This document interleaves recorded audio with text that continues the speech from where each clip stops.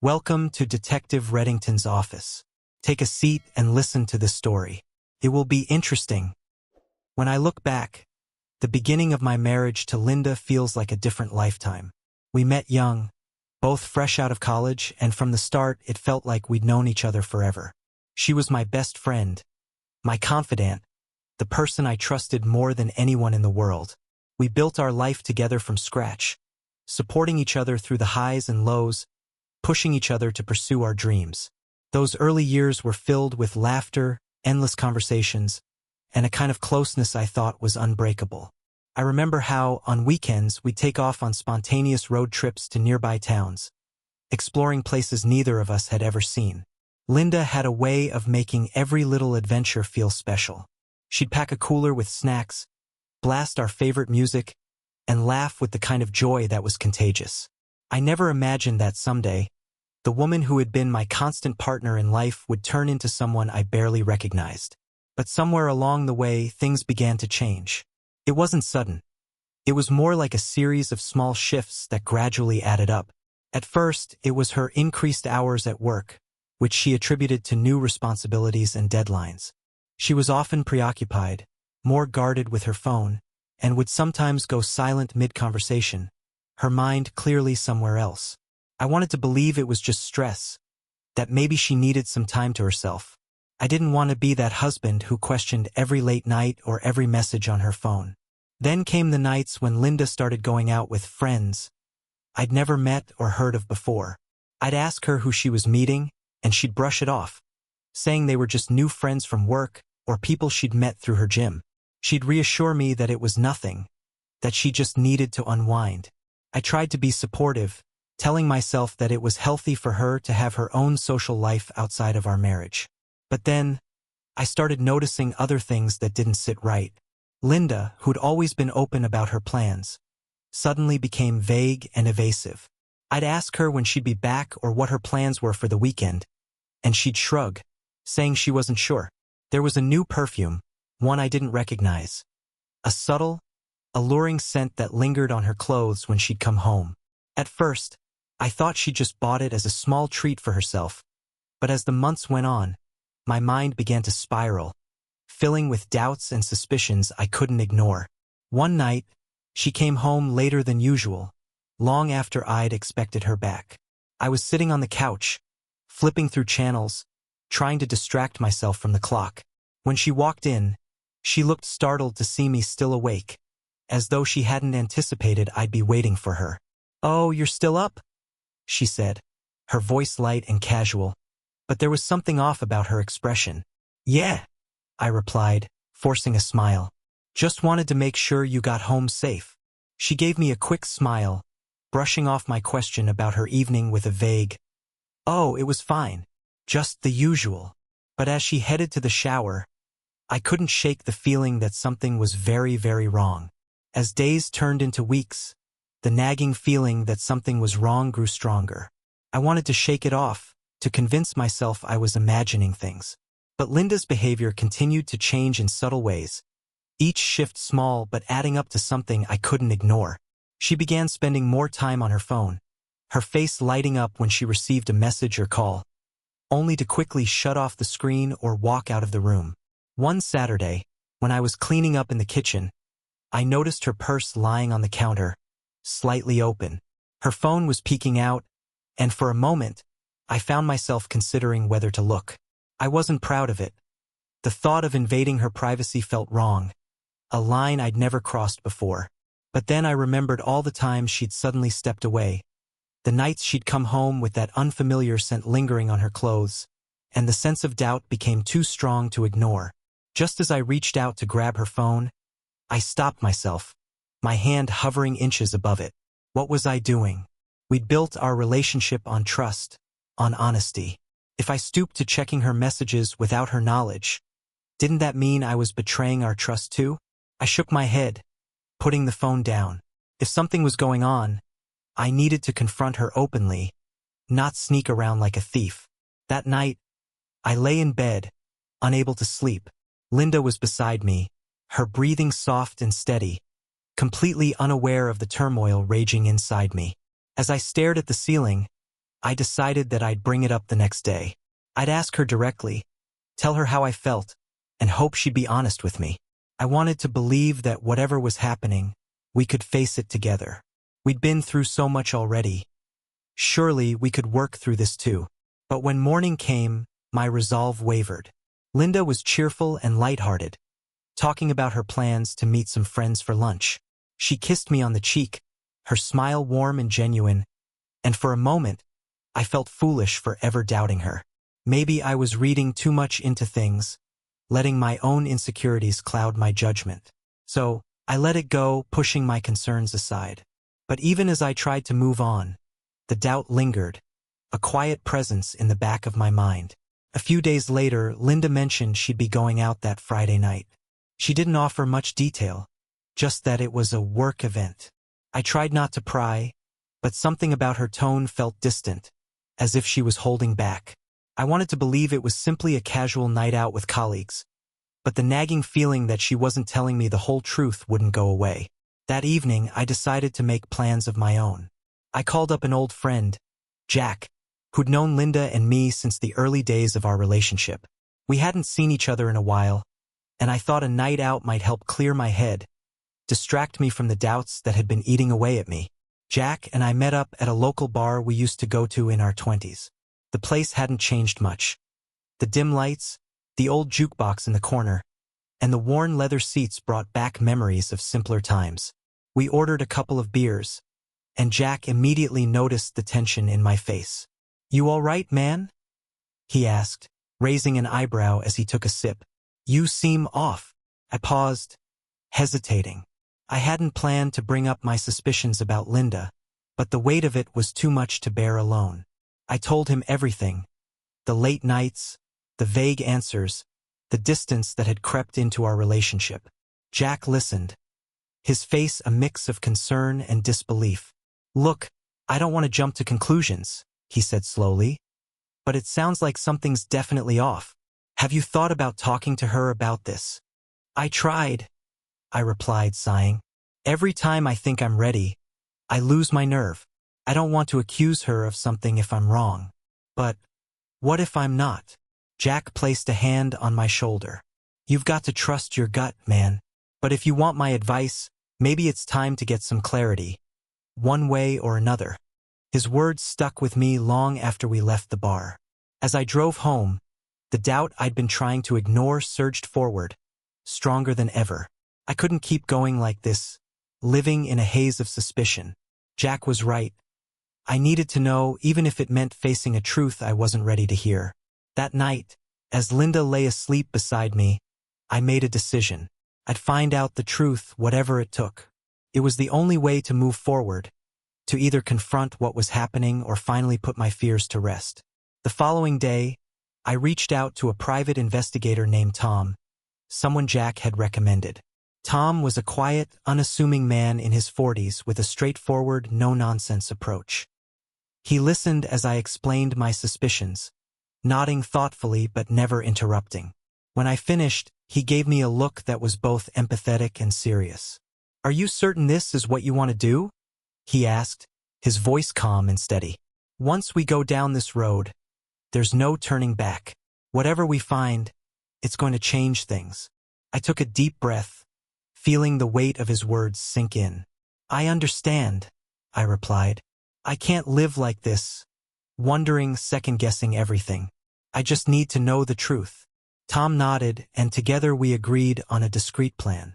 He would monitor Linda's activities without raising any suspicion, gathering evidence that would either confirm my suspicions or prove me wrong. I felt a strange mixture of guilt and relief. Part of me hated the idea of spying on her, but I also knew it was the only way to get the answers I needed. The days that followed were filled with a tense anticipation. Linda continued her routine, coming and going as she always did, completely unaware of the steps I'd taken. Every time she mentioned a night out or a work meeting, my heart would race, wondering what Tom might find. I kept our interactions casual, trying to hide the storm brewing inside me, but it wasn't easy. Each moment with her felt like walking on eggshells, my mind constantly racing with what-ifs. Finally, a week later, I received a call from Tom. He told me he had something, but that he'd prefer to share it in person. The calmness in his voice made my stomach twist.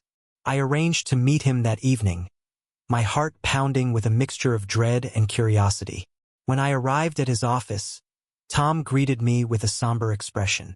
He motioned for me to sit, and after a pause, he slid a folder across the table. "I'll let the evidence speak for itself," he said quietly.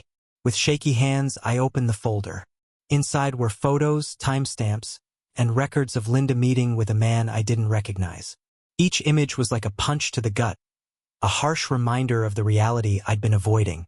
They were at a cafe, sitting close, laughing in a way that I hadn't seen her laugh in months. They shared private moments, stolen glances, and a closeness that should have belonged to us. I sat there in silence, the weight of the photos pressing down on me like a physical burden.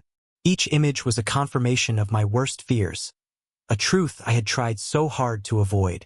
Linda, the woman I had spent so many years building a life with, was sharing moments with another man. The betrayal felt suffocating, like the ground beneath me had disappeared, leaving me suspended in an endless freefall. Tom's voice broke the silence, gentle but steady. "I'm sorry, Paul. I know this isn't what you wanted to find." I nodded, unable to speak. I wanted to respond, to say something, anything, but the words wouldn't come. All I could do was stare at the evidence. Each photograph a reminder of the promises she'd broken. The man in the pictures was a stranger, someone who had come into our lives without me ever knowing, and now he had stolen the woman I loved. Finally, I managed to find my voice, though it felt strained and hollow. "Thank you, Tom. I appreciate your work." Tom gave a small nod. "If you need anything else, let me know. I'll be here to help, whatever you decide to do next." On the drive home, my mind was a chaotic mess of emotions. Anger, betrayal, grief. They all swirled together, each one fighting for dominance. Part of me wanted to confront her immediately, to lay the evidence in front of her and demand an explanation. But another part of me felt exhausted, worn down by the weight of it all. I knew that no confrontation, no confession, would undo what had happened. The trust was gone, shattered beyond repair. When I got home, Linda was already there, smiling at me like everything was normal, like she hadn't been spending her days with someone else. I felt a surge of anger rise within me, but I forced myself to stay calm. I needed a plan, a way to handle this without letting my emotions take over. Over the next few days, I kept my distance, watching her carefully, taking note of every lie, every moment she slipped away. I knew I couldn't live like this forever, but I also knew that I wanted her to face the consequences of her actions, to understand the pain she'd caused. And then, I came up with a plan. A way to confront her on my terms, a way to regain the power I'd lost in the wake of her betrayal. The plan began to take shape slowly, each detail giving me a sense of control I hadn't felt in weeks. I didn't want a heated confrontation, filled with shouting and accusations. That would be too easy for her to brush off. No, I wanted her to feel the full weight of her choices.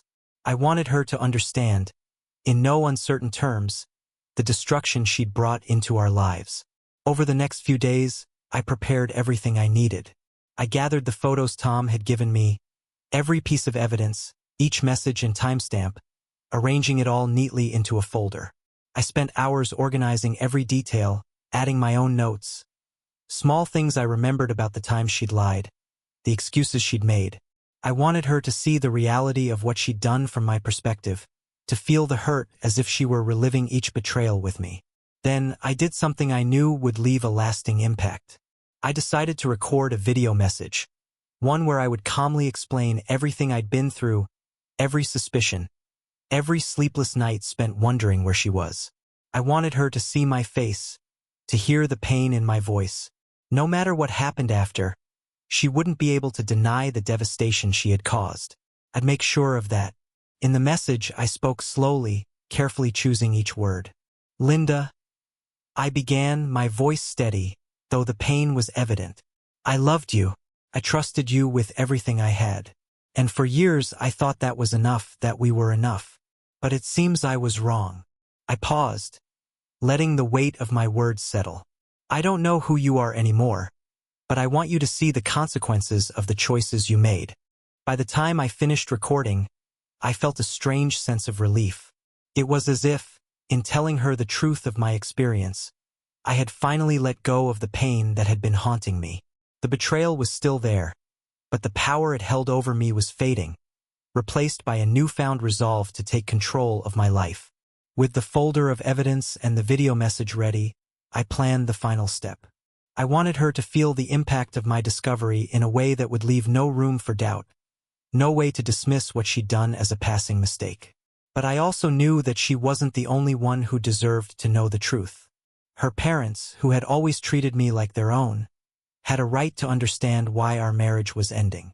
I took a deep breath and composed an email to them, attaching the folder and the video. The message was simple but honest. I explained that I had uncovered Linda's betrayal, and though it was a painful truth, I felt they deserved to know. I told them I didn't want sympathy or apologies. I just wanted them to understand the real reason for the end of our marriage. After hitting send, I sat back, a strange sense of finality settling over me. I felt both liberated and saddened, as if a weight had lifted, but one that left a hollow space behind. In my heart, I knew this was the only way forward. I'd spent too long holding on to something that no longer existed, clinging to memories of a love that had long since faded. When Linda returned home that evening, I was calm, almost detached. She walked through the door, glancing at me with a smile, the same casual expression she'd used so many times before. But this time I didn't return it. I motioned for her to sit down, and she hesitated, sensing the change in my demeanor. "Is everything all right?" she asked, her voice tinged with nervousness. "Linda," I replied, my voice steady, "there's something you need to see." I handed her the folder, watching as her face went pale, her hands trembling as she opened it. I could see the horror in her eyes as she flipped through the pages, each photo, each piece of evidence unraveling the lies she tried so hard to keep hidden. She sat there, staring at the evidence, her face drained of color, as if each image was another blow, shattering the facade she had built. For a long moment, she said nothing, just looked at the photos and messages, the undeniable proof of what she'd done.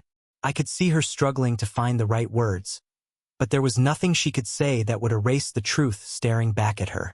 Finally, she looked up at me, her eyes brimming with tears. "Paul," she whispered, her voice barely audible. I didn't mean for any of this to happen." I felt a bitter laugh escape me, one that surprised even myself. "Didn't mean for it to happen?" I repeated, the words tasting hollow. "You didn't mean to betray me, to lie to my face, to throw away everything we had? Because that's exactly what you did." She opened her mouth to speak, to defend herself, but I held up a hand, stopping her. "Linda, there's nothing you can say to justify this. You made your choice. You decided that what we had, what we built together, wasn't enough." I paused, the reality of it settling in. "I don't know if I'll ever understand why, but I've accepted it. And now, it's time for you to accept the consequences." Her face twisted with regret, a look of desperation flashing across her eyes. "Please, Paul," she said, her voice breaking. "Isn't there anything I can do to fix this? I made a mistake. I know that, but I'm willing to do whatever it takes to make it right." I looked at her, feeling a strange sense of detachment. I didn't feel the rage or hurt I expected. Instead, there was only a cold clarity, a realization that the woman I once loved was gone, replaced by a stranger who had betrayed me in ways I couldn't forgive. "No, Linda," I replied, my voice calm. "There's nothing left to fix. You broke something that can't be repaired. I'll be moving forward, but not with you." With that, I left her sitting there, the weight of her choices settling heavily on her shoulders. As I walked away, I felt a profound sense of closure, a feeling that I had finally taken the steps I needed to reclaim my life. I no longer felt bound by the betrayal or the hurt. I was free from the lies, the uncertainty, and the endless questions that had haunted me for months. I knew that moving on wouldn't be easy, but it felt possible for the first time. Over the next few days, I began the slow process of untangling our lives. I packed up my belongings, making arrangements to stay with a friend temporarily while I looked for a new place. Each item I boxed away felt like a small victory, a piece of my past that I was leaving behind as I moved toward a future that was entirely my own. Linda tried reaching out several times, calling and leaving messages filled with apologies, regrets, promises to change. But I knew that her words meant nothing now. The trust we'd once had was gone, shattered beyond repair. Her pleas only served to remind me of the pain she'd caused, reinforcing my decision to cut ties and start anew. As I finalized the paperwork for the divorce, I felt a strange sense of peace. It was the end of a chapter, one that had been both beautiful and painful. I knew that healing would take time, that there would be moments when the hurt would resurface, but I was ready to face it. I was ready to rebuild, to rediscover who I was outside of the life I'd shared with her. Months passed, and gradually, I began to rebuild a life that was truly mine. I found comfort in routines I'd forgotten, simple pleasures that had once brought me joy. I reconnected with friends, picked up old hobbies, and started new ones. I began running in the mornings, the quiet rhythm of my footsteps on the pavement a reminder that I was moving forward, one step at a time. One weekend, I decided to take a short trip to the coast, a place I'd always wanted to visit but had somehow never gotten around to. Standing on the shore, watching the waves roll in, I felt a renewed sense of freedom. It was as if the vastness of the ocean reminded me of life's possibilities, of the open future that lay before me, unburdened by the weight of betrayal. During this time, I received messages from Linda's parents. They, too, had been devastated by the truth and expressed their deep regret for what had happened.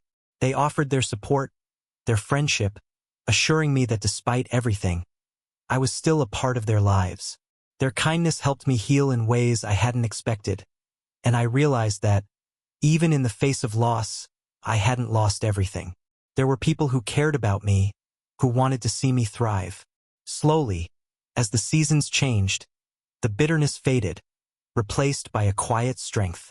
I had survived the heartbreak, and in the process, I had discovered resilience within myself that I hadn't known existed. I was no longer haunted by the past, no longer defined by the betrayal. I was free.